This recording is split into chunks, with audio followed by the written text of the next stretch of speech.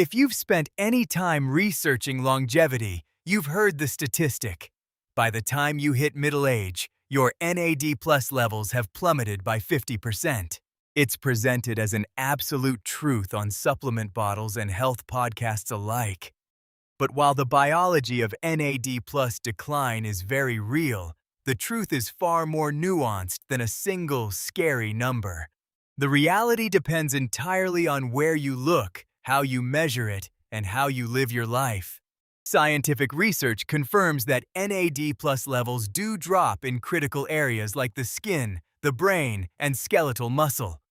For example, studies on human skin show a clear downward trend in NAD plus concentrations from youth into late adulthood. In muscle tissue, the decline is even more significant, particularly in older adults who struggle with physical frailty.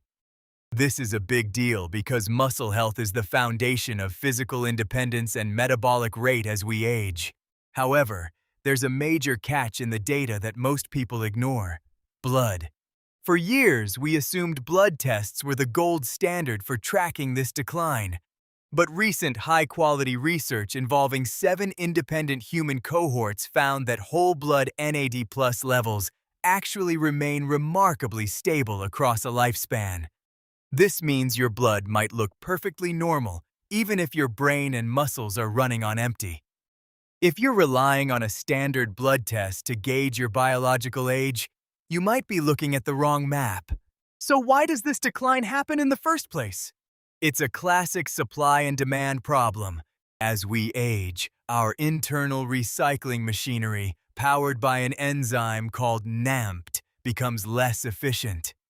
At the same time, NAD plus consumers like the CD38 enzyme, which is triggered by chronic inflammation, and PARP enzymes, which repair DNA damage, start working overtime. You're producing less fuel while your body is burning through it faster than ever.